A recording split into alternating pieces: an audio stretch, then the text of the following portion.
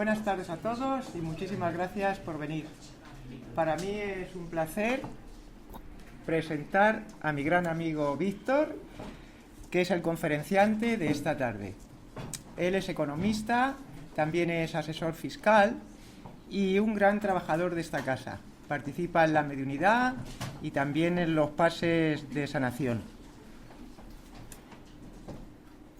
La conferencia de hoy se trata sobre el libro de Urantia y es que hoy estoy nerviosa, así que hoy no tengo mucho que decir. Lo siento muchísimo. Él es un gran conferenciante y él es el que os va a dar y os va a decir todo cómo va a salir de bien. Gracias. Un momento. Los móviles, por favor, apagados y nada más, y a escucharle.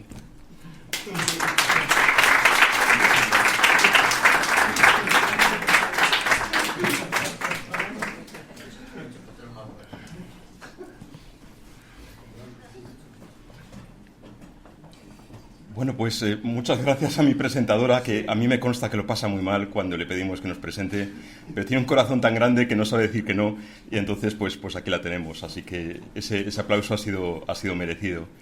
Bueno, gracias a todos ustedes por acompañarnos una tarde más de los viernes en las conferencias de nuestra asociación. Un agradecimiento muy especial pues para Tony, de Mindalia Televisión, y los divulgadores del misterio, Fede, y en la distancia María José, pues por su gran trabajo profesional que realizan, como sabéis, en su página web, tanto de Mindalia como de divulgadores del misterio. Pues hay una gran cantidad de conferencias, de conocimiento, de temas de los que habitualmente no se habla, pero tratados con un rigor muy profesional. Entonces, siempre gracias a ellos. Y por último, un agradecimiento a los socios de esta casa, de esta asociación, pues por la confianza que depositan en mí cuando me han pedido que salga a dar esta conferencia. Bueno, pues yo para empezar quería lanzarles una pregunta que me gustaría que me respondieran. ¿Cuántos de ustedes han leído el libro de Urantia? Levantad la mano, por favor. Yo he leído un extracto, nada más. Bueno. ¿Libros aparte de ese? No, este en concreto, el libro de Urantia. Y bueno, voy a rectificar un poco la pregunta. ¿Cuántos de ustedes conocían su existencia antes de que yo anunciara mi conferencia? Bueno, pues no hay muchos, Dios mío. Entonces deduzco que vienen a mi conferencia por la segunda parte del título, por la luz del espiritismo. Bueno, voy a volver a cambiar la pregunta. ¿Cuántos de ustedes han leído El caballo de Troya de J.J. Benítez? Pues bastantes. Bueno, pues entonces hay una sorpresa. Y es que si han leído o sabían de la existencia del caballo de Troya, probablemente han leído amplios trozos del libro de Urantia. Porque, bueno, se dice que el libro de Urantia, no quiero utilizar la palabra ser copiado o ser plagiado, porque son palabras duras. Vamos a decir que inspiró la obra de J.J. Benítez en una gran pluralidad de libros, como son los que tengo ahí expuestos. De entrada, pues los nueve libros de la saga del Caballo de Troya y otros muchos, ¿no? Hubo una gran polémica en los años 80, de hecho si buscan podcasts, programas de radio que estén colgados en internet sobre el tema, pues verán personas que eran de distintas asociaciones de lectores del libro Urantia, que se mostraban muy enfadados, iban a los programas de radio y le llamaban a J.J. Benítez de todo menos guapo, que se sentían como muy ofendidos, diciendo que pues eso, que se había plagiado, que si no y tal.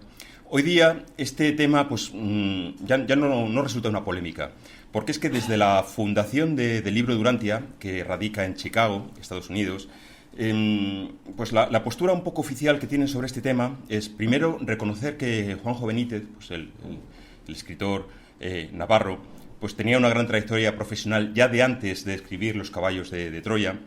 Se reconoce además que en su propia trayectoria personal y profesional ha habido una evolución, y una evolución positiva, como más espiritual, a raíz de la lectura que debió hacer este autor del libro de Urantia.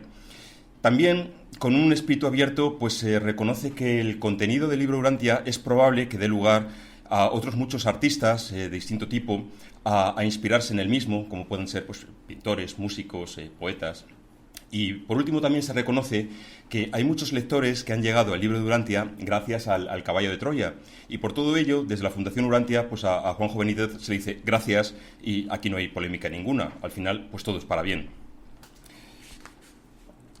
Bueno, pues este es el libro de Urantia, 2097 páginas, escritas en papel Biblia, donde en la portada pues se nos dice que revela los misterios de Dios, el universo, la historia del mundo, Jesús y nosotros mismos.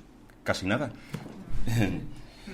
Este libro está libre de copyright desde prácticamente los años 90 porque la Fundación Urantia decidió levantar los derechos que tenía sobre el mismo y considerarlo pues propiedad de la humanidad, debido al contenido, según ellos, muy importante, muy elevado, debía estar a disponibilidad de todo el mundo.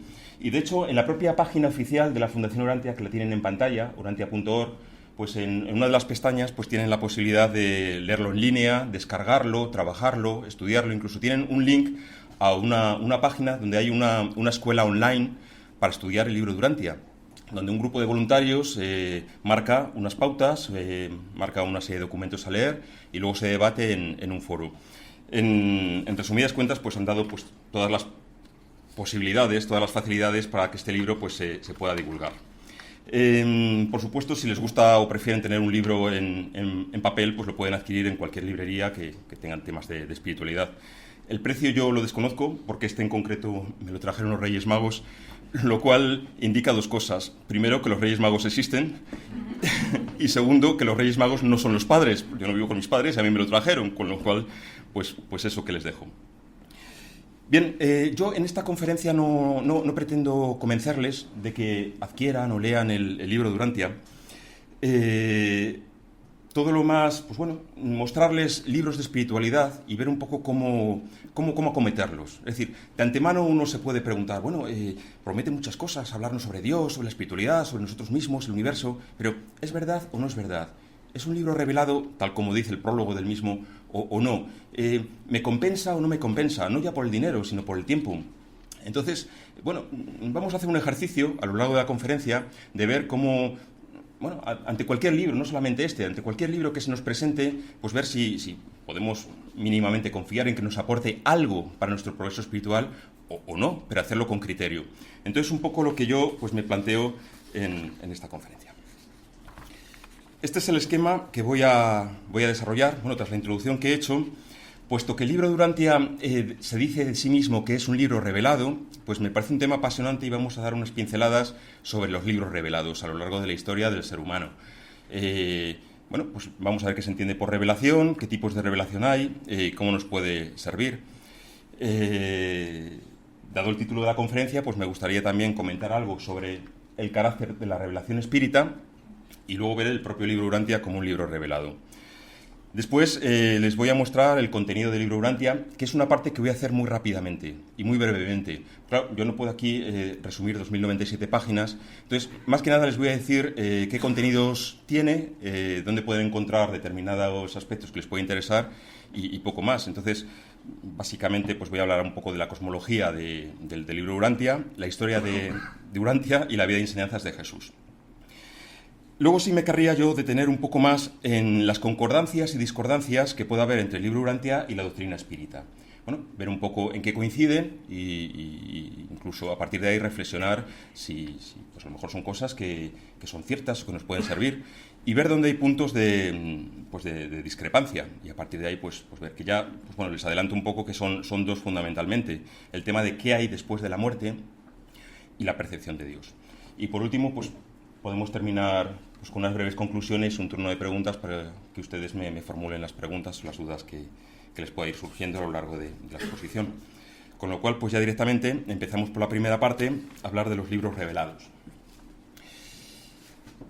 Revelar viene del latín revelare. La raíz de esa palabra es velare, velo. Por lo tanto, revelar es quitar el velo, quitar un velo, apartar un velo. ¿Pero un velo de qué? Pues un velo de un conocimiento que a priori no es accesible al ser humano. Es decir, un conocimiento que está ahí, pero que el ser humano no llega a él por medio de la investigación científica o por medio de la reflexión filosófica. Entonces, es un conocimiento superior que el ser humano, por sus propias facultades, no tiene fácil acceder a él. Necesita pues una ayuda que normalmente viene pues de seres superiores, bien sea pues ángeles, espíritus o el propio Dios en su caso. Hay que diferenciar revelación de iluminación o de inspiración. Así, por ejemplo, pues las obras de Santa Teresa de Jesús se dice que son inspiradas, que son iluminadas, a lo mejor, que son importantes, pueden servir para la espiritualidad, pero sin embargo no son reveladas en cuanto que no supone un conocimiento distinto al que ya la santa pues poseía. Es decir, las obras de Santa Teresa nunca llegarán a formar parte del canon bíblico, entre otras cosas porque el canon bíblico está cerrado, no se admiten nuevas incorporaciones, pero bueno, ella dice lo mismo de siempre, pero de otra manera, pues con otro estilo, con otra sensibilidad, que el lector que lea Santa Teresa de Jesús pues le puede ayudar. Entonces se considera que eso es algo iluminado, no revelado. Lo mismo pues el Requiem de Mozart. ¿Qué sucede cuando escuchamos el Requiem de Mozart? Que se nos pone la carne de gallina, que vibramos, que sentimos algo dentro que nos da como un mensaje que no lo sabemos expresar, pero que nos hace sentirnos mejor. Pues bueno, Mozart tenía una gran formación, tenía un gran talento, probablemente tuviese iluminación de seres espirituales, probablemente, pero bueno, no hay que quitarle mérito a la persona de Mozart. Él compuso el Requiem, lo dejó incompleto, pero bueno, compuso la parte principal, basándose pues en su experiencia, en su conocimiento, pues bueno, en su grandeza. Casi todos los libros religiosos se consideran revelados y de hecho la práctica, no todas, pero la práctica totalidad de las religiones se basan en un libro revelado. Y bueno, pues esto es así porque, bueno, precisamente si hablamos de libros revelados y de religión, estamos hablando de lo más elevado a que pueda aspirar el ser humano. Entonces, de ahí que ese conocimiento pues le tiene que llegar por ese medio. Curiosamente, junto con la revelación, es necesario tener una clave para interpretar esa propia revelación. No nos viene en palabras claras y concisas o concretas. ¿Por qué esto es así? Pues fijaos, se nos dice que el libro del Génesis, como parte de la Biblia, puede ser un libro revelado. Pero, claro, a lo mejor para el pastor del siglo XIV antes de Cristo, que viviera en Palestina, si él lee, pues bueno, sabéis cómo comienza el Génesis. Al principio no había nada y Dios creó el cielo y la tierra, dice el Génesis. O bueno, el pastor de esa época que lo lee, pues se queda tranquilo, se queda a gusto, porque solamente esa frase ya colma su inquietud de conocimiento. No se plantea más. Encuentra un sentido al comienzo de todo. Hoy día, sin embargo, leemos cómo comienza el Génesis y nos quedamos fríos. Decimos, falta algo, no me lo puedo tomar al pie de la letra, no me lo creo. ¿Por qué? Porque la clave ha cambiado. La clave ahora de interpretación nos lleva a que el Génesis lo leamos o lo debamos leer desde un punto de vista alegórico. Lo mismo que cuando leemos, por ejemplo, un mito griego, que bueno, puede ser un cuento, pero que tiene una moraleja, tiene una enseñanza que es verdad y que por eso nos puede servir. En el caso, a lo mejor, del Génesis, la verdad que puede ser es que hubo una mezcla de la espiritualidad que da lugar a lo material y por eso yo puedo explicar pues bueno, el comienzo del mundo. Aunque yo tire de la física, parecía al principio se dio el Big Bang y comenzó todo a funcionar. Claro, imaginaos que a lo mejor a ese pastor de Palestina del siglo XIV a.C. le dijeran, al principio fue el Big Bang. Pues claro, ese pastor miraría hacia el cielo y diría, ¿mandé? O sea, se quedaría pues alucinado, porque no tenía la capacidad entonces de interpretar esta situación. Bueno, junto con la Biblia que hemos mencionado, los Vedas, que se dice que son los textos literarios más antiguos pues de la religión védica de la India, se consideran revelados. La Bhagavad Gita, que por cierto ya intuía o dejaba intuir la existencia de un dios trino, de tres personas. Bueno, prácticamente todos estos libros se dicen que son revelados.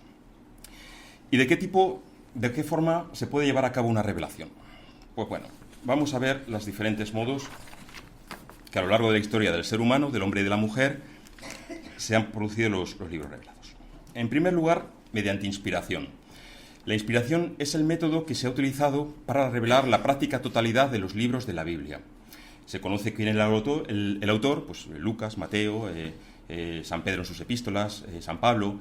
Se conoce quién es el autor, pero que estos autores, en función de sus vivencias, de sus experiencias, de su vida, llevan a cabo la compilación, recogen con su puño y letra esas vivencias, pero se dice que están inspirados. Dicen los creyentes que inspirados por el Espíritu Santo, porque lo que están transmitiendo es un conocimiento que junto con el de otros muchos libros forma una unidad.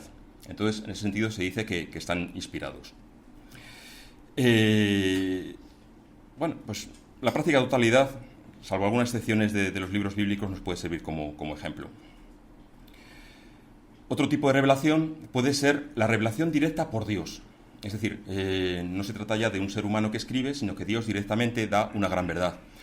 Pero claro, como Dios es mucho Dios, es imposible que un ser infinito, eterno, inmutable, diga algo a nosotros que somos materia pura. Entonces, siempre se suele poner de por medio una pantalla que le sirva a Dios pues para separar un poco lo que es el terreno de lo sagrado del terreno profano. Y entonces es como, por ejemplo, en el caso de la diapositiva, pues se ve que a Moisés recibió la revelación de las tablas de la ley a través de una zarza ardiente.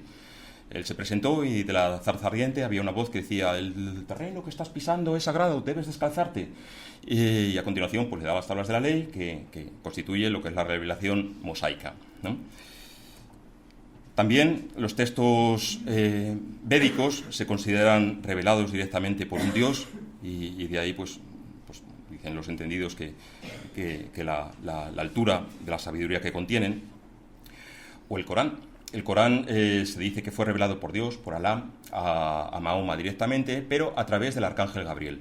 Entonces es Dios directamente el que revela, pero siempre con un ser intermedio que permite al ser humano recibir pues esa grandiosidad. Otro tipo de revelación puede ser por un ángel, pero fijaos la diferencia con el anterior. Aquí no es Dios el que revela, sino un ángel, más o menos superior, lleva a cabo pues una revelación a un ser humano, como puede ser el ejemplo del libro del Mormón, cuando fue revelado a Joseph Smith. Bueno, pues se le dijo que había una tribu de origen semítico que en la época del Antiguo Testamento había llegado a América y que tenía un conocimiento que debía de redescubrir y transmitir. Y es el origen un poco pues de la Iglesia de los Mormones, ¿no? Otra forma, quizá que aquí ya nos resulta más conocida, es la revelación por medio de la mediumnidad. Esta luego la desarrollaré un poco, pero bueno, el ejemplo típico es los libros de lo que llamamos aquí la codificación, los libros básicos que componen el espiritismo, revelados a Allan Kardec mediante un método de psicografía también muy utilizada pues actualmente por los médiums en Brasil y en otros sitios. Entonces, bueno, pues es el método que luego voy a desarrollar un poquito de todas formas. Relacionado con lo anterior, con la mediumnidad, está la canalización. Fue un método que utilizó mucho Helen Blavatsky, Madame Blavatsky, la iniciadora de la teosofía, y otros movimientos de la nueva era, New Age, como los pleiadianos. Bueno, pues es el método que utilizan. Decía Madame Blavatsky en obras suyas como Isis sin velo o La doctrina secreta, que ella utilizó pues un método, un proceso que llamó Tulku, por el cual recibía pues una enseñanza, unas verdades como muy elevadas, pero no por mediunidad, porque no era un ser espiritual no era un espíritu quien se lo revelaba, sino que eran los Mahatmas, que ella llamaba, una especie de lamas que estaban en el Tíbet, que de alguna forma le transfirieron sus conciencias a su cuerpo físico en este proceso. Entonces, no siendo mediúmnico, pues se considera con este nombre, channeling en inglés, canalización. Ahora mismo también podéis encontrar en Facebook muchísimos grupos de pleiadianos que dicen que entran en canalización con seres que viven en las Pléyades, en el cosmos, en la zona de las Pléyades, donde están las estrellas, ¿no? Entonces reciben mensajes como muy altos de ánimo, de seguir adelante, de progresar, lanzados en muchos casos por arcángeles, también dicen ellos por el Maestro Jesús, dicen también quizá por el Conde Saint Germain, bueno, pues ya por una pluralidad de seres que se consideran elevados, que son los que se encargan de hacer esta canalización. Yo aquí no voy a entrar a analizar la posible veracidad o no de estos tipos, sencillamente me voy a limitar a exponer estos tipos de revelación independientemente de lo que podamos pensar. Bástenos pensar que hay gente que piensa que es así como se recibe y eso lo vamos a respetar.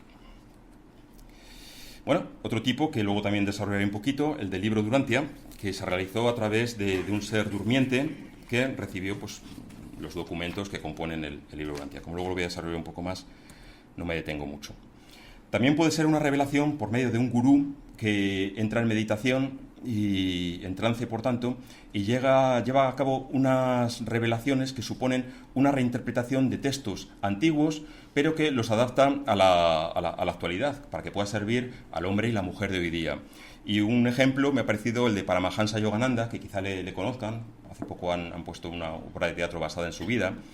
Muy interesante. Este hombre tiene 3 libros del Evangelio comentado, donde trata en esos libros de buscar la unidad que hay entre la doctrina cristiana y la doctrina védica. Es decir, bueno, son 2 religiones que tienen un aspecto cultural muy distinto, pero sin embargo el fondo, lo que importa, es lo mismo. Entonces, a nivel de religiones comparadas, la obra de Paramahansa me parece muy interesante.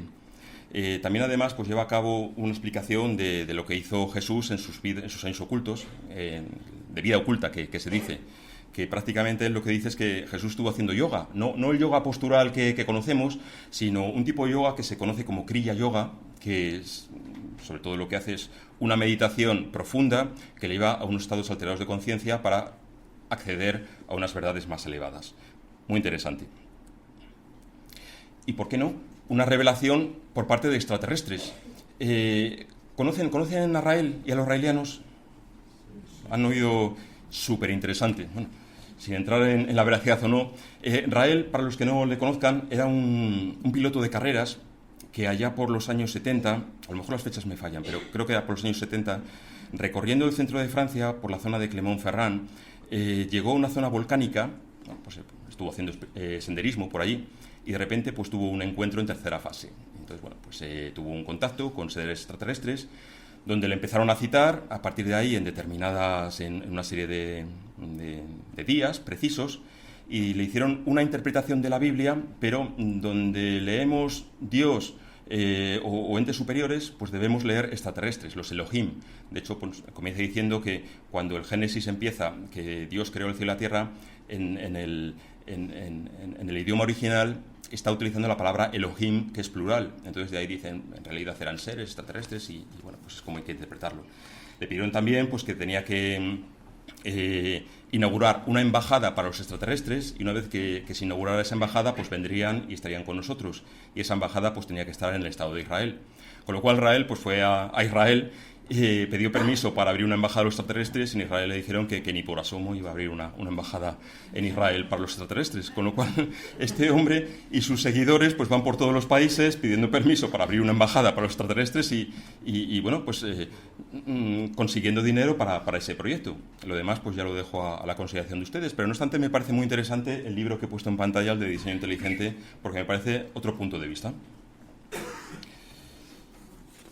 Bien, pues de los diferentes tipos de revelación que he nombrado, voy a tenerme en 2. En primer lugar, el carácter de la codificación espírita. Y luego más adelante el del libro de Urantia. Bueno, pues cómo llegó a materializarse la codificación espírita.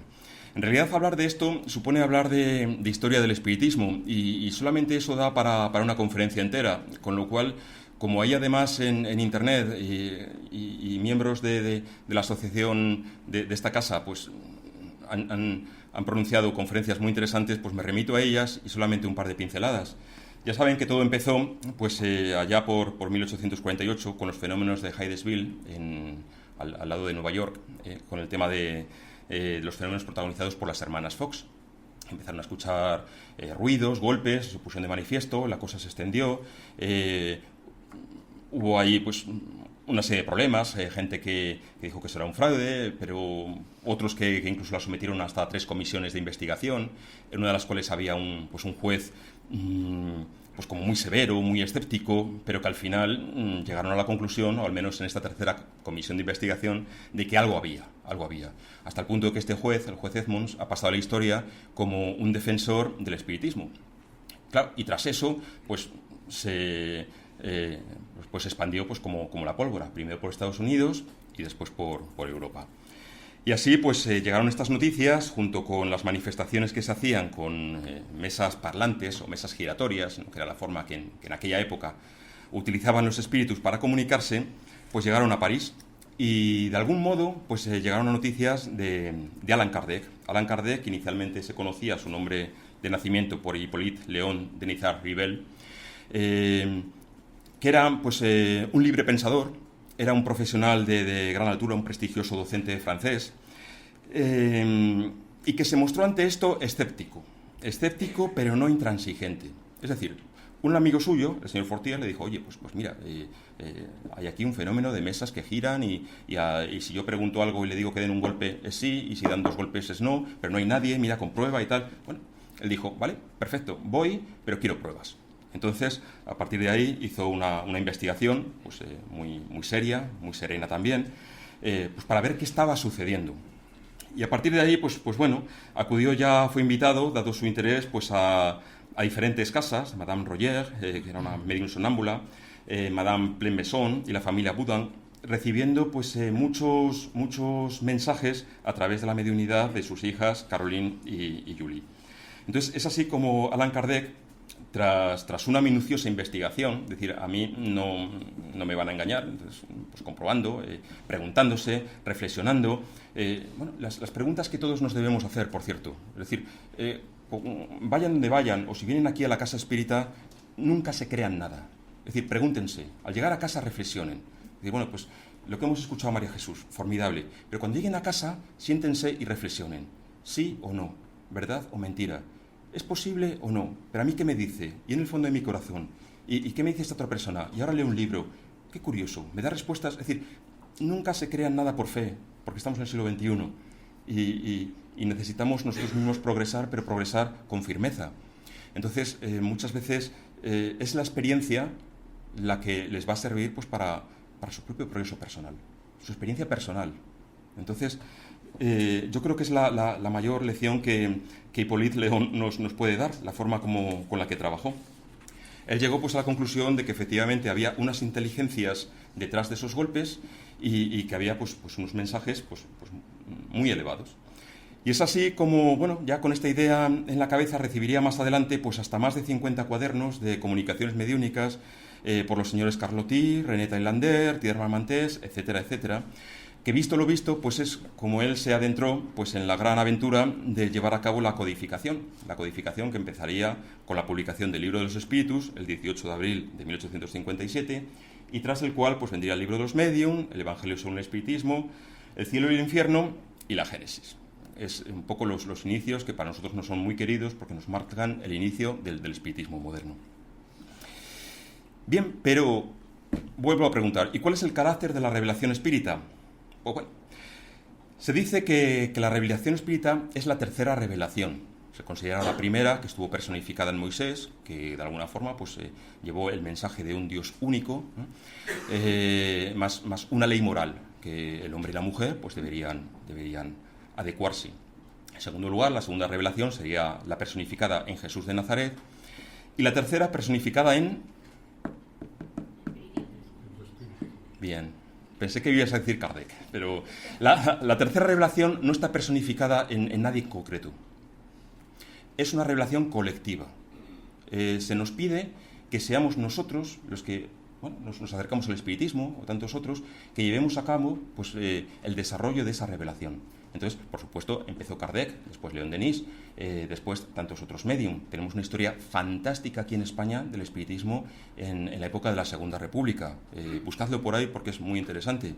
Ahora mismo en Brasil se están recibiendo mensajes que son maravillosos. Es decir, pues bueno, de una altura y de una importancia pues bueno, para tener en cuenta.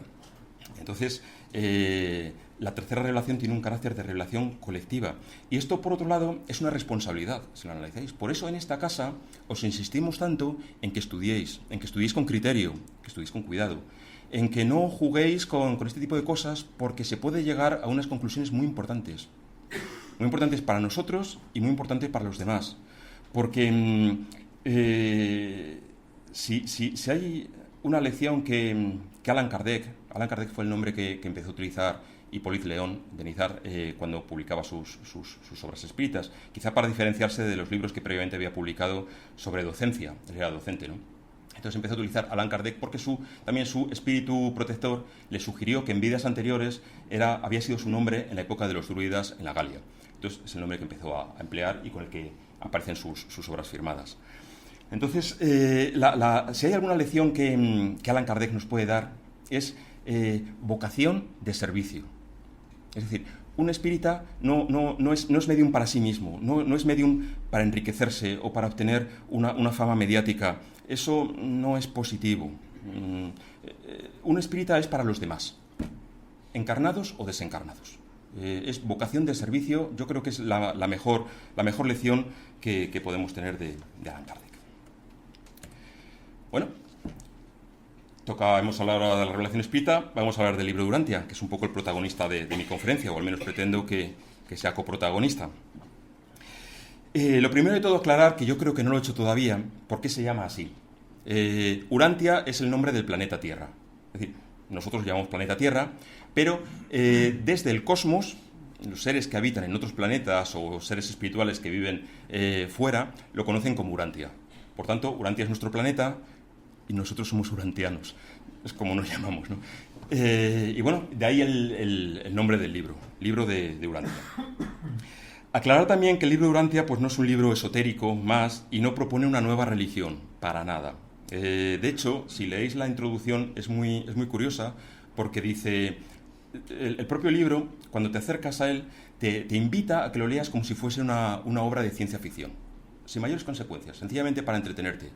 Y eso sí, te advierte, vas a descubrir determinadas cosas que te van a hacer cuestionarte muchas preguntas.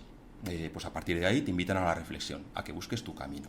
Con lo cual, a mí me parece bastante honesto en ese sentido, ¿no?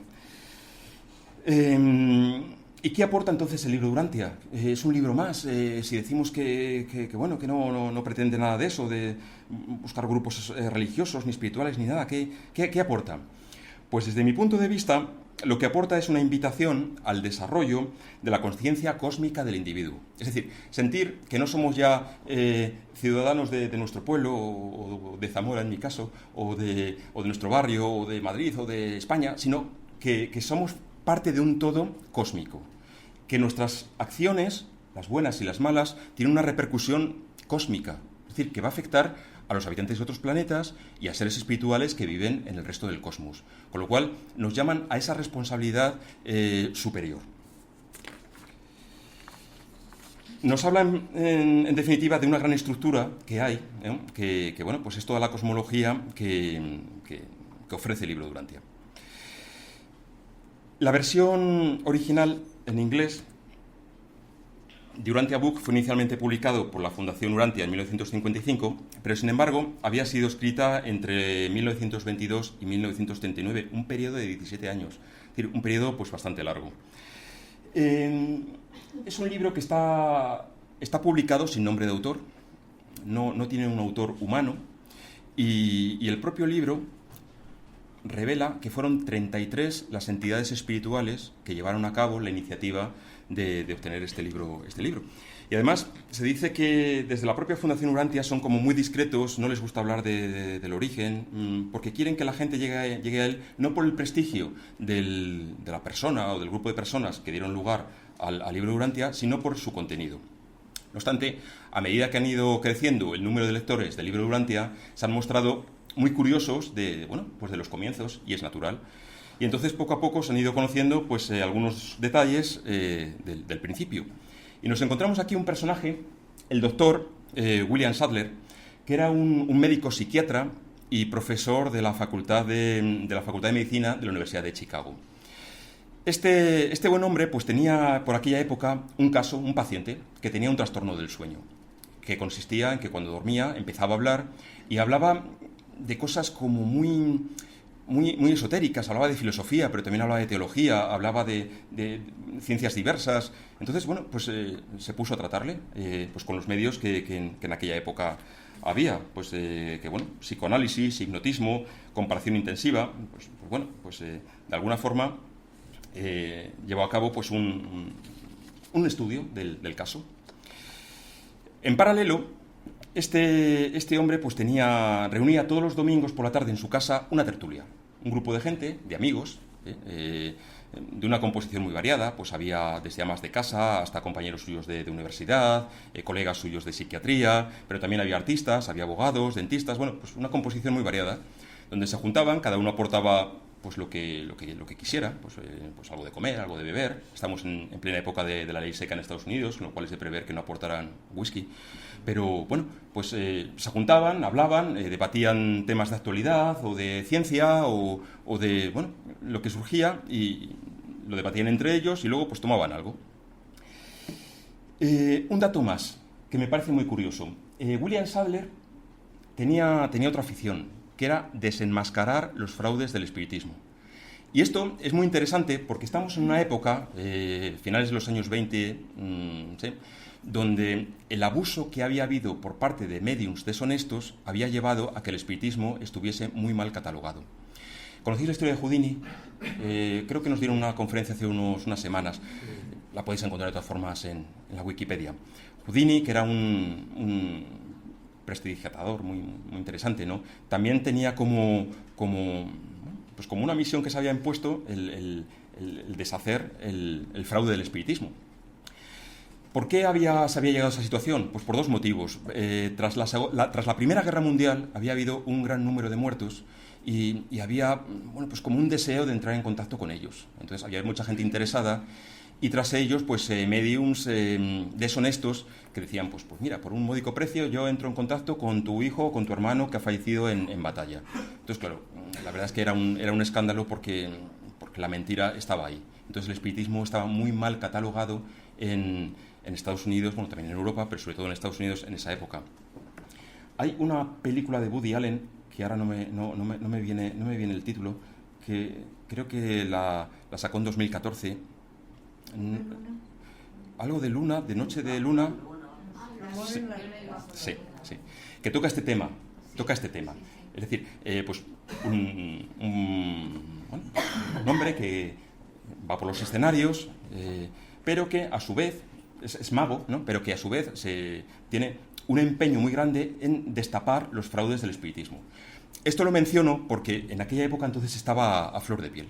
Es decir, se consideraba que el espiritismo pues era algo fraudulento, ¿sabes? Entonces, él pues pretendía de alguna forma también, dentro de su ámbito, pues desenmascararlo. Y de hecho era un tema cotidiano que en sus reuniones del domingo por la tarde se comentaba. Ahora bien, llegó un momento en que su paciente, pues él llegó a la conclusión de que no tenía ningún problema psicopatológico ni ningún desorden psíquico y que no precisaba tratamiento alguno. Es decir, constató que, vale, pues este hombre se duerme y me da una información alucinante, pues sobre filosofía, sobre teología, no sé qué y tal, pero este hombre no tiene nada, sencillamente habla cuando está dormido y yo honestamente pues no tengo nada que hacer con él. Entonces, bueno, le dio por tomar nota de alguna de estas manifestaciones y las llevó pues a las reuniones que tenía en su casa el domingo por la tarde. Entonces ahí, cuando a la vista de leerlo, pues algún teólogo que había, algún filósofo, abogados y tal, dijeron, mira, esto es algo muy importante, esto lo tenemos que leer con calma porque es más de lo que parece. O sea, no es únicamente unos sueños desvariados de un paciente tuyo, sino que es algo más que... también nos dicen que estaba muy por encima de la capacidad de ese paciente, cuyo nombre se desconoce, ha quedado en el anonimato, ¿no? Y de repente, una vez que se pusieron a hacer ese ejercicio, empezaron a llegar ya comunicaciones como muy importantes, en forma de documentos, donde se presentaban unos seres espirituales, se presentaban pues con unos nombres, además, como muy altos, como un consejero divino, un hijo Borondandek, una brillante estrella vespertina, un Melquisedec, un Lalondandek. O sea, se presentaban con estos nombres, decía, hola, soy un Lalondandek y vengo a decirte lo siguiente. Y decía el documento. Entonces, bueno, pues llegaron a un acuerdo de empezar a estudiar esos documentos, no hacerlos públicos hasta pasarlos por varios filtros, de alguna forma asegurarse que era algo excepcional y no la invención o que no le llegaba a este hombre por otras vías, como puede ser hipnotismo o no se sabe, antes de presentarlo al público. Y ellos mismos es como se decidieron llamarse como la comisión de contacto. Al hombre durmiente le llamaron el hombre de contacto y bueno, pues empezaron a recibir los documentos del libro de Urantia. ¿Por qué tanto tiempo desde los años 20, años 30 hasta la publicación del libro Urantia en 1955? Pues porque de por medio estuvo la Segunda Guerra Mundial. Entonces todo lo trastornó, pues bueno, quedaron ahí los documentos un poco en el refrigerador, dejando que la cosa se calmara, y más adelante se volvieron a juntar, ya como comisión de contacto, se fundaron la Fundación Urantia, con el propósito ya de editar ese libro, de hacerse cargo un poco de las diversas traducciones, y bueno, pues es el origen de la Fundación Urantia a partir de la comisión de contacto. Esta fundación está constituida como una entidad sin ánimo de lucro, como os decía al principio, radica su sede en Chicago y existe mediante aportaciones voluntarias, es decir, no saca ningún beneficio económico del mismo. Bueno, pues el libro inicialmente fue revelado en inglés, y además este es otro dato, en un inglés perfecto, un inglés que desde luego no era el inglés del hombre que llevaba a cabo la revelación, pero tampoco ni siquiera muchos de la comisión estaban a ese nivel. O sea, era un nivel puro de Oxford, por así decirlo. Era un inglés con un nivel excepcional, ¿no? Que es otro dato, ¿no? Entonces, bueno, pues como he dicho, el libro está libre de copyright y lo podéis descargar o leer online, lo que queráis, a partir de la página web de la Fundación. Bueno, pues este es el contenido del libro Urantia. Como os decía, tiene 2097 páginas que comprenden un extenso prólogo y 196 documentos. El libro Urantia viene en forma de documentos enteros, ¿no? Vamos, que coge un tema y lo agota, de forma que cada documento pues, puede abarcar pues, una media de 10, 12 páginas, según el que sea. Y bueno, pues son los que se recibieron a partir del sistema que os he comentado de la persona de contacto durmiente. Esta es la estructura, por tanto digo. Comienza con un prólogo donde bueno, pues, se manifiesta el interés que tienen unos seres celestiales, que bueno, nosotros los llamaríamos espíritus en nuestro argot, pero allí no utilizan esa palabra, dicen seres celestiales, el interés que tienen de aportar en este momento histórico concreto al ser humano pues una serie de verdades que les pueda servir para su progreso personal, ¿no? También dicen que en la medida de lo posible van a utilizar términos que existen ya en Urantia, en nuestro planeta, bien sea de la filosofía, de la teología, si bien también son conscientes de que hay determinados conceptos que nosotros no los tenemos. Entonces, únicamente cuando no quede más remedio van a introducir palabras nuevas. Por ejemplo, hay una palabra que introdujeron que es morontia. Morontial es un tipo de estado de la materia que está a medio camino de la materia y del espíritu. Es algo semi-espiritual. Entonces, tiene bastante importancia por lo que luego comentaré. Por cierto, que este término lo usamos en el espiritismo como perispíritu o perispiritual. Seguramente habréis oído que nosotros somos espíritus, pues tenemos nuestro espíritu, que es nuestro yo esencial, nuestra personalidad. El espíritu está recubierto del perispíritu y a su vez el perispíritu está recubierto de materia, que es el cuerpo con el que nos expresamos, nos movemos, nos vemos, ¿no? Entonces, la función del perispíritu es hacer de enlace entre lo espiritual y lo material. Pues bueno, algo similar sería lo morontial, es una palabra nueva, un neologismo que ha introducido el libro de Urantia. También anticipan el problema que puede haber con las traducciones del libro de Urantia a otros idiomas, porque, claro, un libro tan importante o con unas manifestaciones tan importantes que nos viene dado en inglés, pues ¿qué hacemos cuando hay que pasarlo al francés, al español, al alemán? Es decir, y este tema es importante, y aquí en el espiritismo cada día lo vivimos o lo sufrimos. Es decir, ¿cuántas veces, yo no sé, en esta casa, desde que yo he llegado, pues habremos dado, no sé, 3 o 4 vueltas a lo mejor al libro de los espíritus, pero ¿cuántas veces hay todavía que lees algo y dices, mira, no me entero? Y vas a leer el original en inglés, en francés, si es que sabes francés, si no, pues bueno, pides ayuda a alguien que sepa y de repente dices, ya está claro. Es decir, no siempre es fácil un libro original, cuando hablamos además de libros de espiritualidad, traducirlo a otros idiomas. Nos pasa con los libros que nos vienen psicografiados en portugués, en Brasil, que te lo traducen encima en Argentina. Y empiezas a leerlo y de repente notas que el nivel de azúcar en la sangre te sube, porque tiene un contenido cultural muy específico pues, de la zona de Brasil, de Argentina, ¿no? Entonces, es un problema la traducción de los libros de espiritualidad, es un gran problema. Primero hay que saber mucho de la materia y luego hay que ser un buen traductor. Entonces, ese tema, pues, por supuesto, también ocurre con el libro de Urantia y de antemano pues te previenen, ¿no? Y luego vienen pues 4 partes. La primera parte, que habla del universo central y los superuniversos. Luego os daré unas pinceladas de qué va cada cosa, que está formado por 39 documentos. El universo local, que sería el nuestro, el universo más próximo. Luego nos habla de la historia de nuestro planeta, la historia de Urantia. Y por último, vida y enseñanzas de Jesús. Y luego os diré qué puede aportar el libro de Urantia sobre lo que ya tenemos en los evangelios o en otros textos, ¿no? Bueno, pues empieza la primera parte del libro de Urantia haciendo una descripción del universo, lo que llama el universo central y los superuniversos. Y a ver cómo me las arreglo yo para explicaros esto. Nos dice, esto es así, nos dice que en el centro del universo, esto es la cosmología que ofrece el libro de Urantia. Nos dice que en el centro del universo está la isla central o isla paraíso. ¿Vale? Pues, ¿por qué se llama así? Porque es la zona, una zona espacio-temporal donde tiene su sede Dios. El Dios eterno, que es Padre universal, Hijo eterno y Espíritu infinito. Nos dice además que Dios, por tanto, son 3 personas. Cuidado, el Hijo eterno no es Jesús de Nazaret, según el libro de Urantia, sin entrar en polémica, ¿eh? Pero según el libro de Urantia nos dice que el Hijo eterno no es Jesús de Nazaret. Bueno, esto tampoco es tan descabellado porque en los mitos pues de nuestro planeta, en toda la mitología que tenemos, pues se habla de la Jerusalén celeste, de Arcadia, del Edén, el Olimpo, el Parnaso, el paraíso. Bien, bueno, es bastante asequible que haya un centro donde tenga su sede lo más alto, la energía más pura del universo.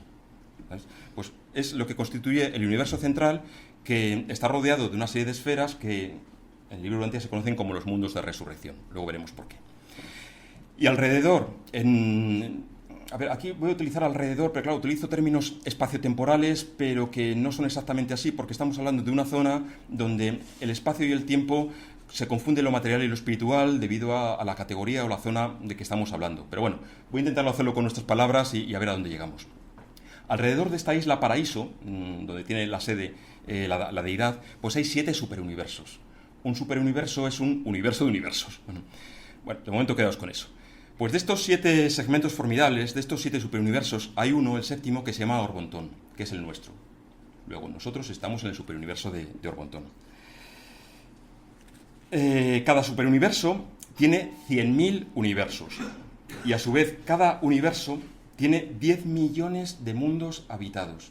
A mí las cifras se me van un poco de la cabeza, pero podríamos decir, claro, cuando hablamos de cifras tan altas, ¿qué más da decir 1 o 2? Es decir, por eso dice 10 millones, no dice 10.213.437, que no tendría sentido. 10 millones. Por tanto, podríamos decir que cada superuniverso pues tiene 1 billón de mundos habitados. Orbontón, que es nuestro superuniverso, tiene, por tanto, pues 100.000 universos, ¿vale? Y el nuestro se llama Nevadón. Bueno, vamos a hacer un esquema. Tenemos la isla Paraíso en el centro, rodeado de las esferas de resurrección, que se llaman pues, esferas del Padre, del Hijo y del Espíritu, y ahí tenéis pues, los 7 superuniversos. En el de abajo pues tenemos el 7 superuniverso, el séptimo superuniverso, que es Orbontón, ¿vale? Y dentro del cual pues está el universo de Nevadón, y dentro del universo de Nevadón está el sistema solar y por tanto Urantia, nuestro planeta. Esto si lo contrastamos con el conocimiento cosmológico que podamos tener con nuestros medios, no es tan descabellado.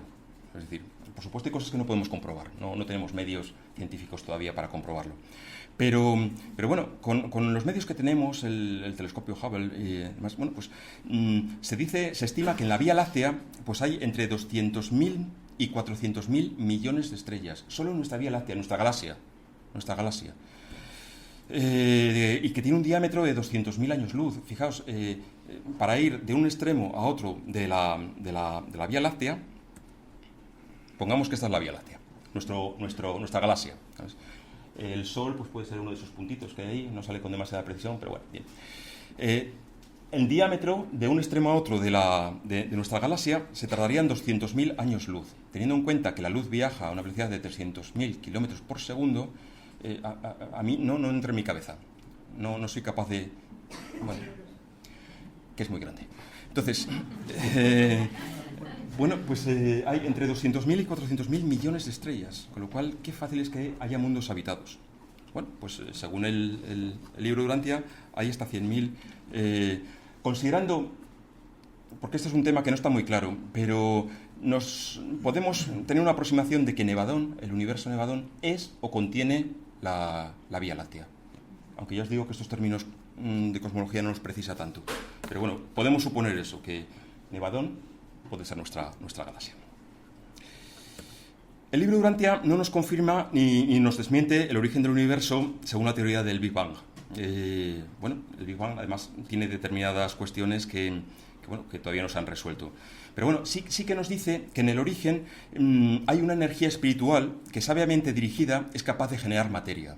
Con lo cual, de alguna forma, busca el enlace entre lo espiritual y lo material, pues tal como lo conocemos. Y a partir de ahí pues hay un conjunto de fuerzas, de tensiones, de gravedades, etcétera, que es lo que produjo los superuniversos. Esta es una imagen del telescopio Hubble, donde hay un montón. Fijaos que no son estrellas. Si os fijáis con detalle, cada uno de ellos son galaxias.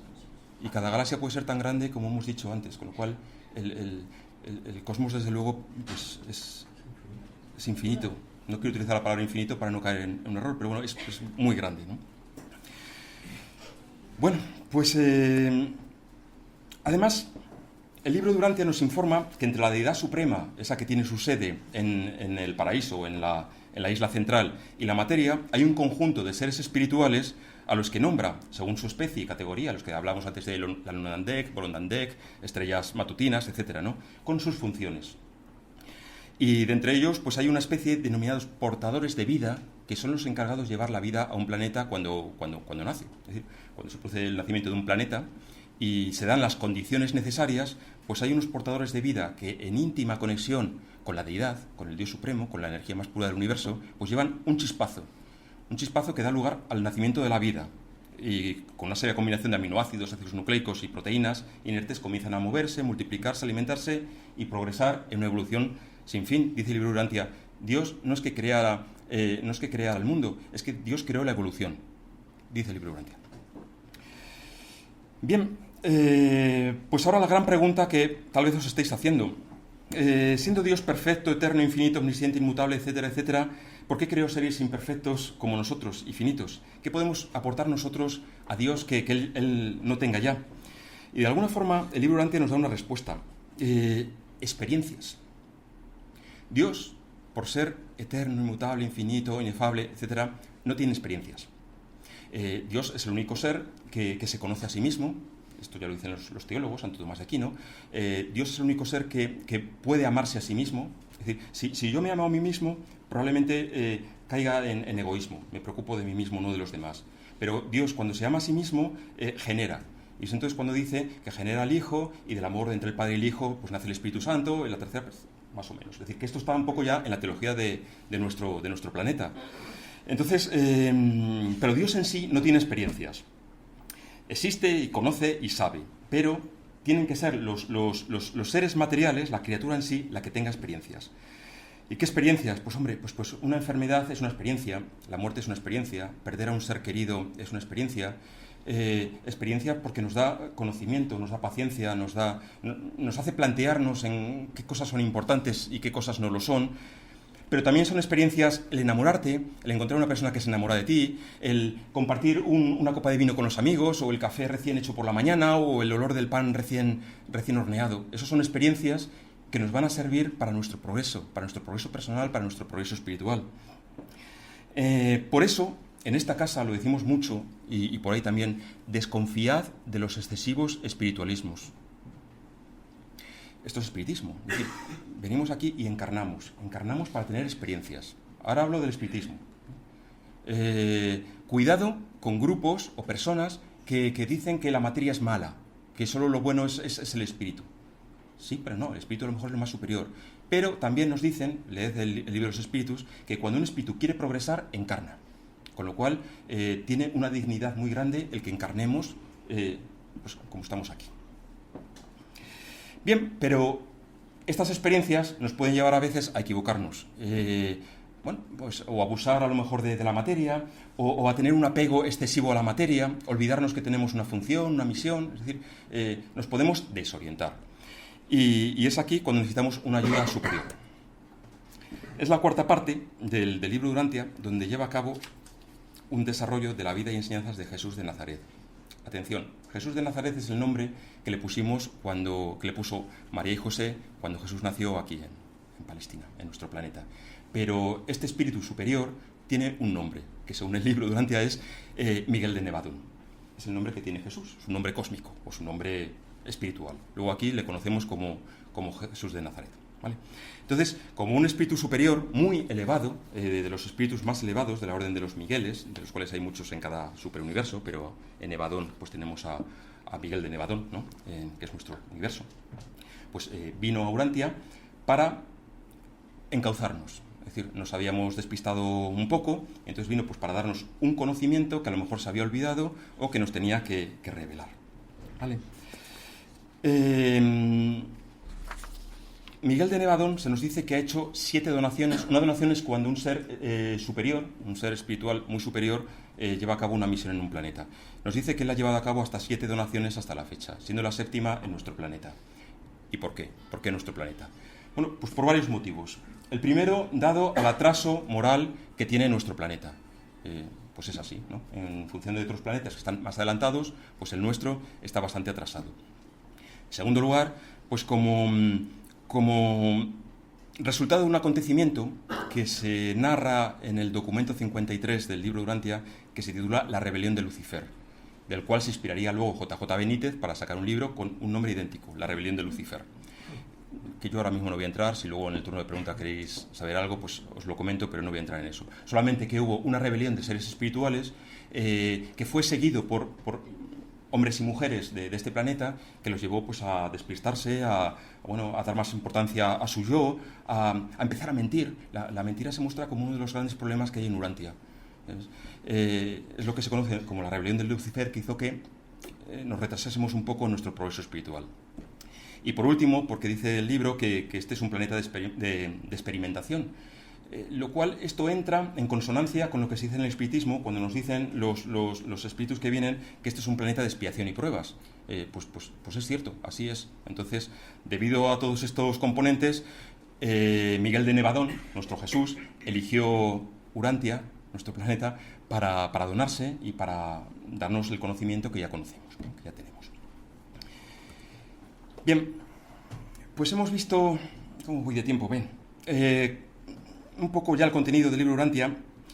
Hemos visto ya que hay muchas concordancias.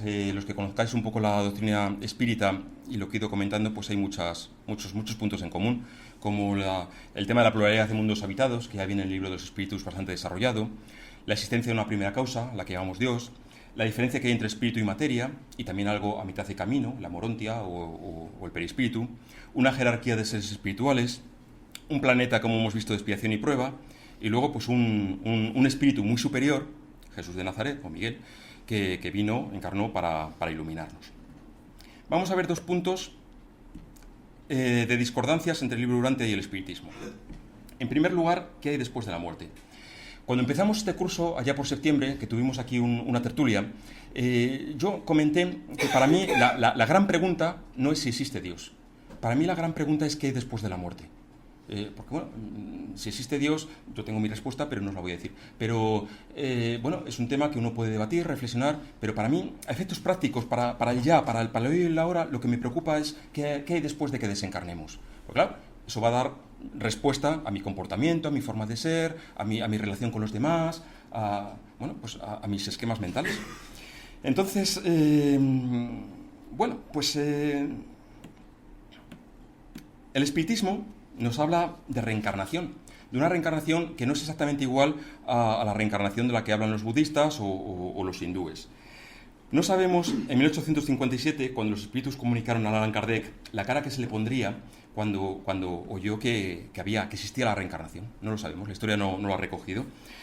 Pero no estaba mucho en el ambiente de la Europa de esa época el tema de la reencarnación. un poquito se estaba empezando a filtrar cosas a raíz del Imperio Británico, del contacto que tuvo con la India y otras culturas, pues el tema de la reencarnación, pero más bien como una metempsicosis, el tema del karma. Es decir, si te comportas bien, avanzas, si te comportas mal, te reencarnas en mosca.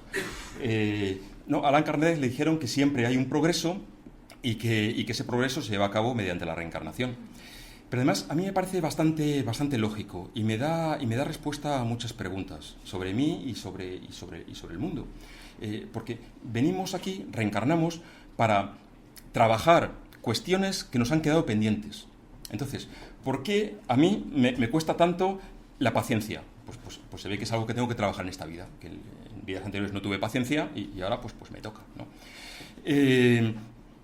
Y nos da otras preguntas. Es decir, ¿por qué hay ricos y por qué hay pobres? ¿Qué va a pasar con ellos? ¿Cuál es nuestra postura hacia los inmigrantes? Cuidado, españoles, ¿cómo nos comportamos ante los inmigrantes? ¿Les acogemos?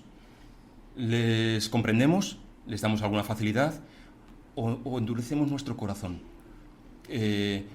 Cuidado, porque no siendo que en una próxima vida nos toque volver a ser inmigrantes. Y España es un pueblo de inmigrantes.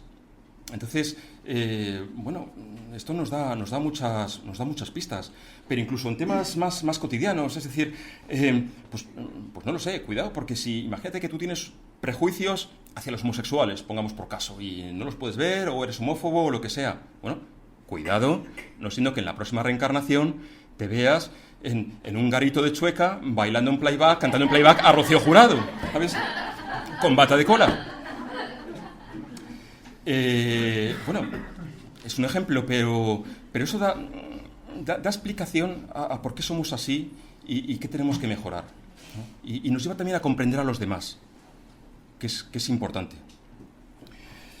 Bueno, en parte yo creo que el tema de la reencarnación incluso lo veo enlazado con la justicia divina. Así, yo comprendo que Dios pueda ser justo si existe la reencarnación, porque si eres presidenta del Banco Santander, pero yo soy un pobre inmigrante, cuidado, porque si no haces lo suficiente, pues a lo mejor en el futuro, no lo sé. Cada uno que lo reflexione. Yo estoy pinceladas únicamente, pero a mí me parece bastante lógico y me da muchas explicaciones. El libro de Urantia, sin embargo, no habla de reencarnación, habla de resurrección. Volvemos un poco pues al tema de qué pasa cuando morimos. Resurrección ¿cómo? Nos dice el libro de Urantia que cuando uno muere, si ha sido muy malo, pues desaparece o se queda ahí en una especie de limbo y luego ya se verá. Pero bueno, si eres normal, vamos, tampoco nada del otro mundo, normal, pues como puede ser.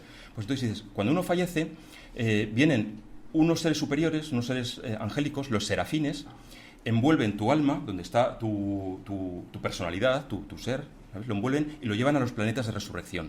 Y ese alma es injertado en un cuerpo morontial a mitad de camino, por tanto, entre la materia y el espíritu. ¿Cómo es el cuerpo morontial? Pues el cuerpo morontial es la mejor versión de ti mismo cuando tuviste 30 años, dice el libro Urantia.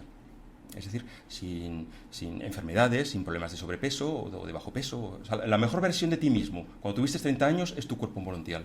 Y es así como vas a iniciar, a partir de ahí, un largo proceso de conocimiento. Este es un poco el esquema, es decir, estamos en Urantia, somos mortales y una vez que pasamos, pues comienza la carrera morontial, a raíz de ahí de una serie de esferas de resurrección, ¿no? En una serie de planetas donde cada vez vamos adquiriendo más conocimiento, más experiencias también, ¿no?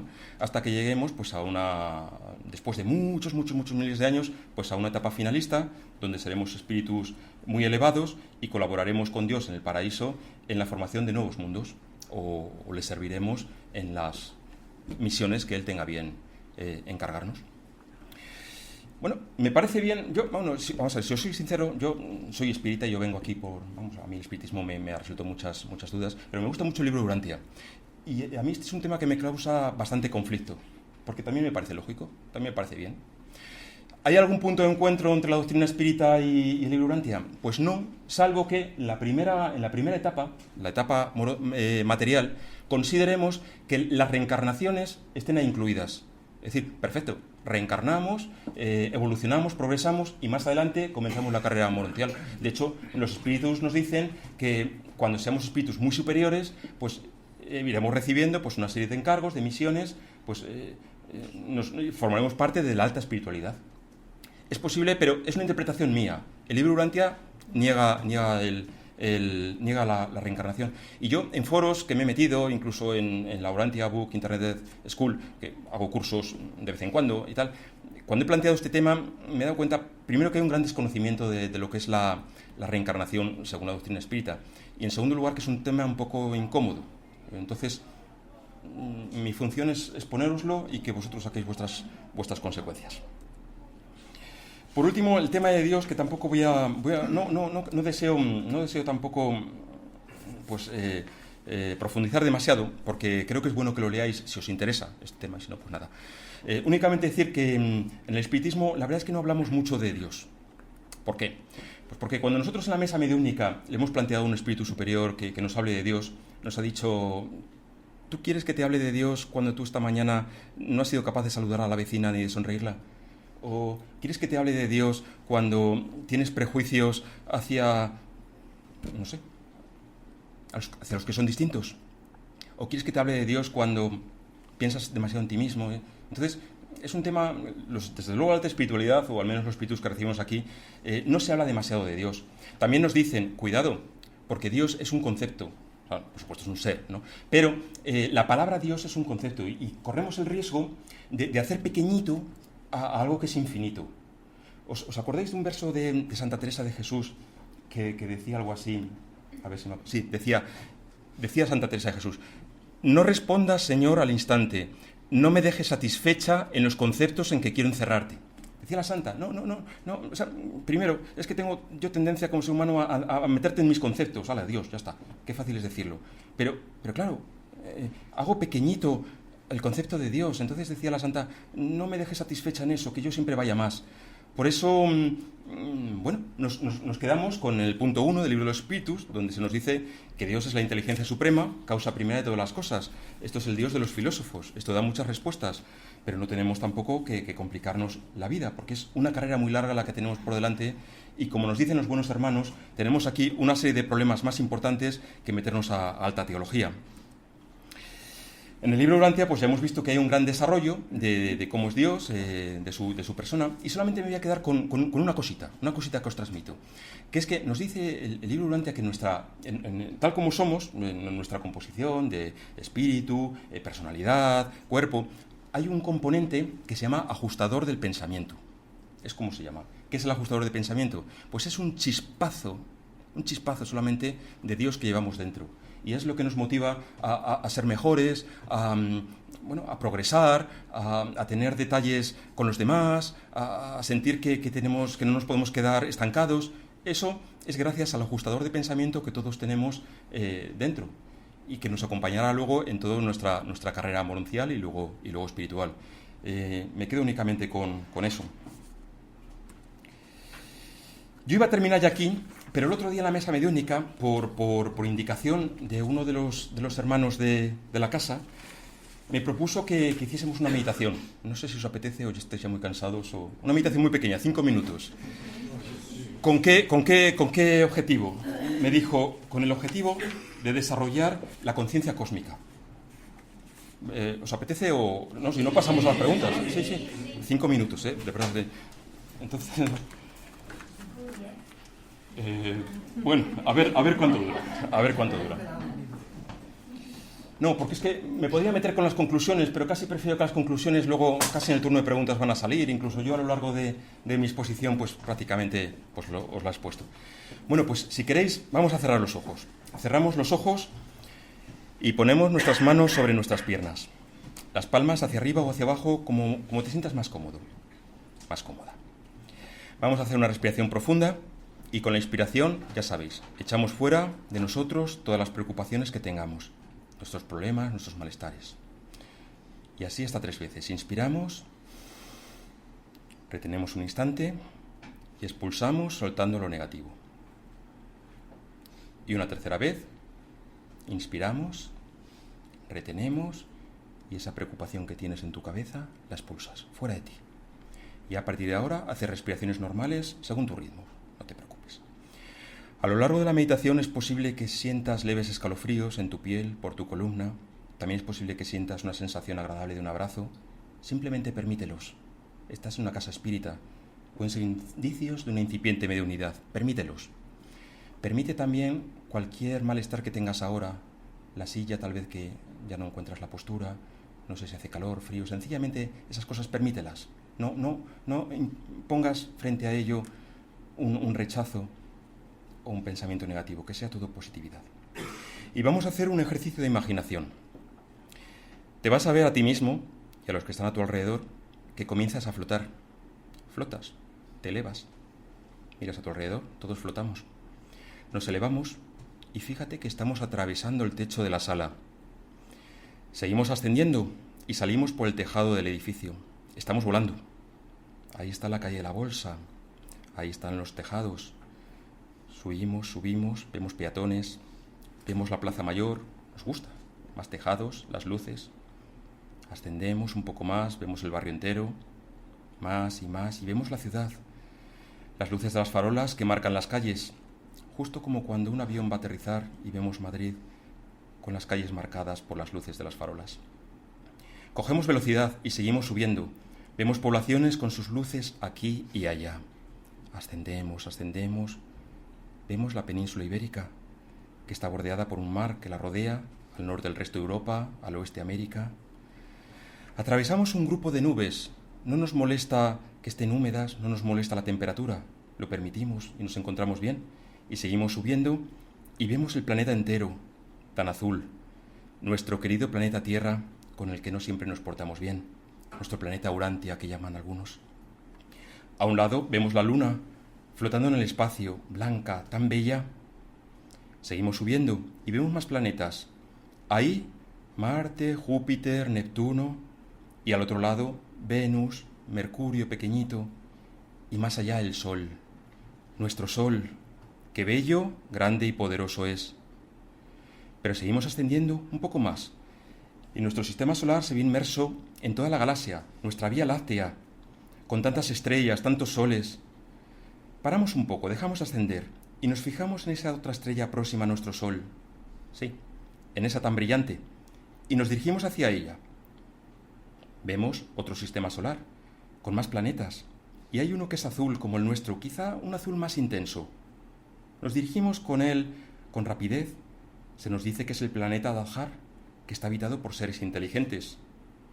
Descendemos con rapidez hacia él y nos vemos rodeados por esos habitantes con un aspecto semejante al nuestro, no exactamente igual, semejante, que nos reciben amistosamente. Ellos también tienen conciencia, capacidad de buscar el bien y de rechazar el mal. Ellos también buscan al Padre Celestial, por lo que les podemos llamar hermanos, hermanas. Nos informan que ellos también recibieron hace muchos años la visita, hace muchísimos cientos de años, la visita de nuestro Jesús de Nazaret, que en ese planeta, Dahar, mantuvo el nombre de Miguel de Nevadón. Y cuando estuvo entre ellos, le vieron orar, y él les dijo: cuando oréis, decid lo siguiente, y les enseñó una oración que los habitantes de Dahar ahora enseñan a sus hijos, y pronuncian cuando tienen problemas, y cuando alguien desencarna, le mandan energías por medio de ellas. Es la misma oración que ahora, en unión a estos hermanos de Dahar, vamos a escuchar. Elevamos nuestro rostro y corazón hacia el centro del universo, de donde viene la energía más pura del universo. Padre, Madre, Creador, que estás en el centro del universo, otórganos tu naturaleza y danos tu carácter. Haznos tus hijos e hijas por la gracia, y glorifica tu nombre a través de nuestro perfeccionamiento eterno. Danos tu espíritu ajustador para que habite en nosotros, para que podamos hacer tu voluntad en esta esfera, así como los ángeles cumplen tu mandato en la luz. Sosténnos este día en nuestro progreso por el camino de la verdad. Líbranos de la inercia, del mal y de toda transgresión desordenada. Sé paciente con nosotros, así como nosotros dispensamos amor y comprensión a nuestros semejantes. Derrama el espíritu de tu misericordia en nuestros corazones mortales. Llévanos de la mano, paso a paso, por el incierto laberinto de la vida, y cuando llegue nuestro fin, recibe en tu seno nuestro espíritu fiel. Aún así, que no se cumplan nuestros deseos, sino tu voluntad. Nos despedimos de nuestros nuevos amigos, aceptando sus bendiciones, y emprendemos el regreso a casa. Salimos del sistema solar de Dahar y nos dirigimos hacia nuestro Sol, nuestro sistema, nuestro planeta, nuestro país, la ciudad, la calle de la Bolsa. Frenamos un poco, frenamos y nos encontramos en esta sala, sentados. Hacemos una respiración profunda, expulsamos y nos ponemos en tiempo presente. Estamos aquí y ahora. Bueno, pues que el Padre y Madre Celestial os bendiga vuestras familias, vuestros trabajos, vuestros proyectos. Yo personalmente me siento muy privilegiado de haber compartido esta tarde con vosotros y con vosotras. Muchas gracias.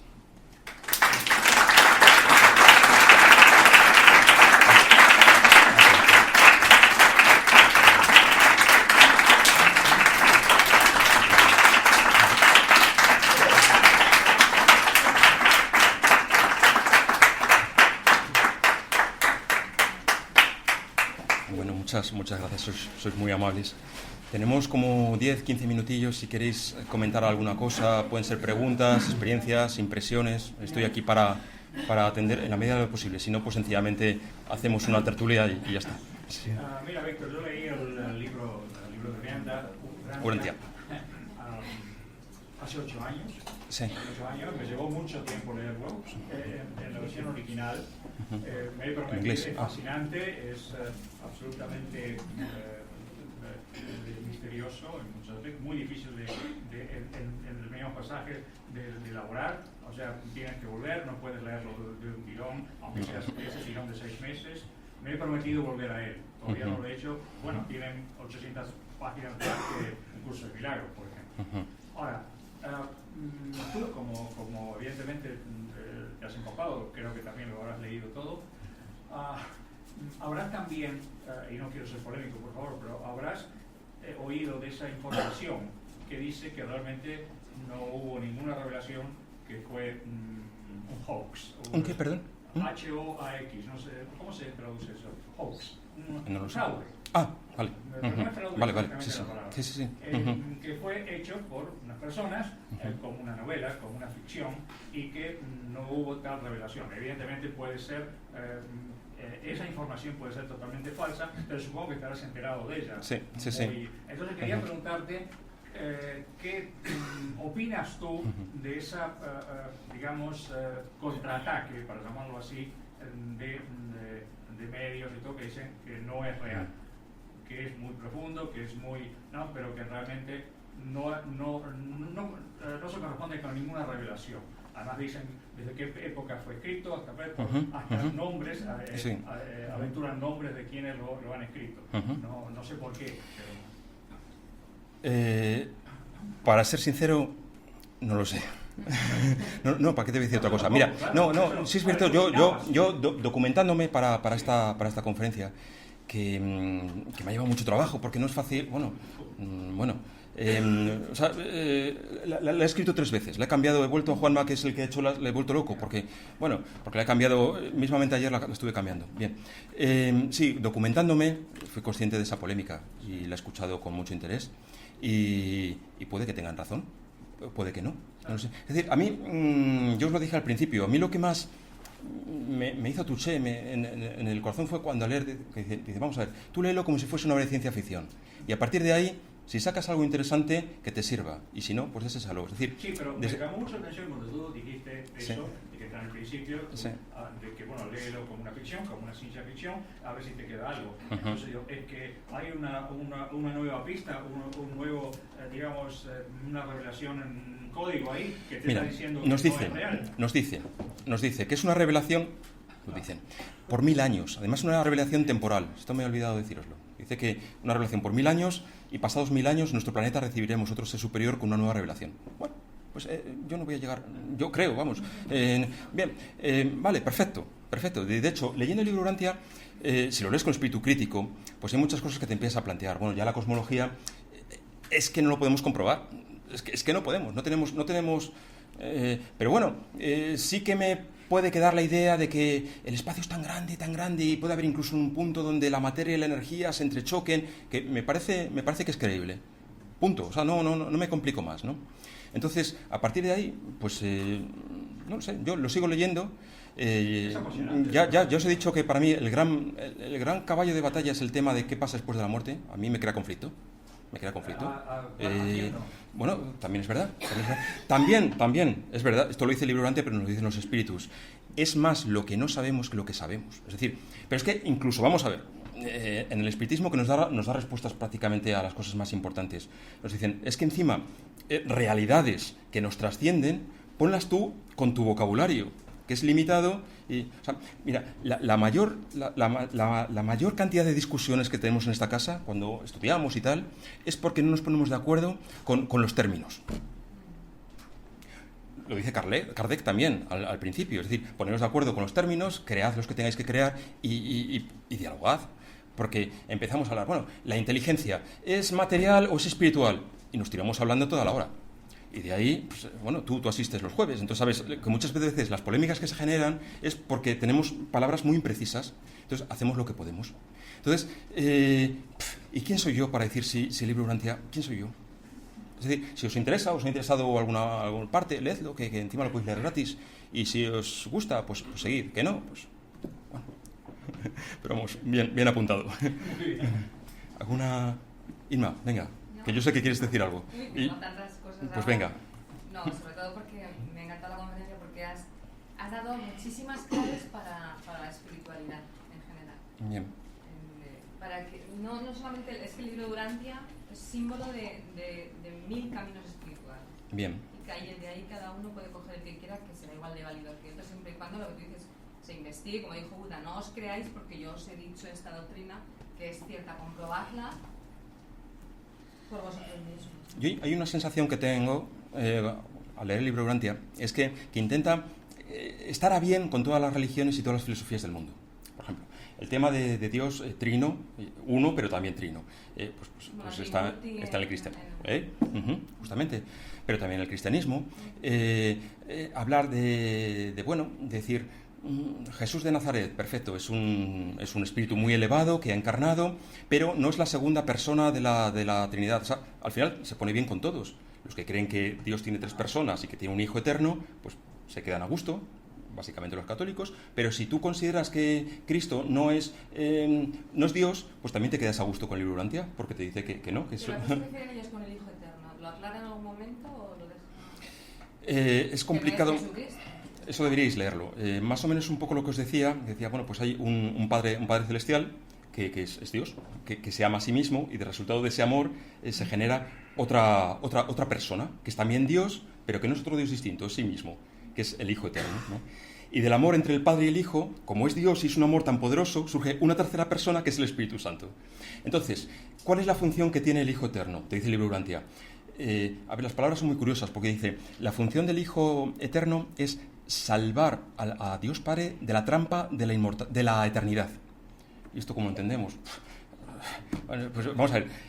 Un Dios eterno es imposible que entre en contacto con nosotros. Ni con nosotros ni con los espíritus, fíjate. Los espíritus los puede haber más o menos elevados, hay una escala espiritual, pero incluso los más elevados, de ahí a la máxima, a la infinita perfección que es Dios, no pueden. Entonces, ¿cómo se hace? Pues a través del Hijo Eterno. No me preguntes más porque no es fácil responderlo, pero bueno, por ahí van los tiros.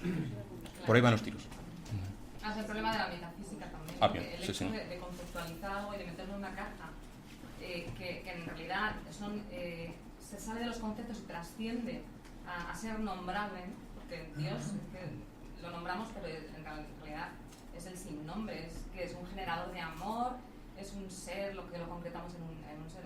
Es que es muy complejo. Por eso, cuando hablamos, es que no quiero seguir hablando de Dios, pero bueno, cuando hablamos de Dios o de los espíritus, me sirve de los espíritus, del mundo espiritual. Anda, pero está ahí una amiga mía, Isabel, no te digo hola. Cuando hablamos de los espíritus, ya te puedo yo aquí colocar cualquier cosa, la doctrina espírita, que tú, bueno, la puedes escuchar, te puede gustar o te puede no gustar, ¿sabes? Únicamente la vas a hacer tuya cuando la experimentas. Con Dios lo mismo. Esto lo dicen los místicos. Es decir, te puedes leer las 5 vías de Santo Tomás, te pueden parecer perfectas, es decir, lo entiendo.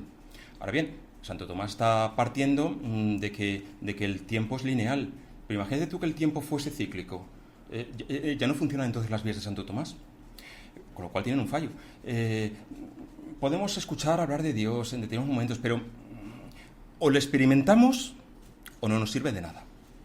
Por eso, a mí me da un poco de desconfianza las personas que pronuncian mucho la palabra Dios.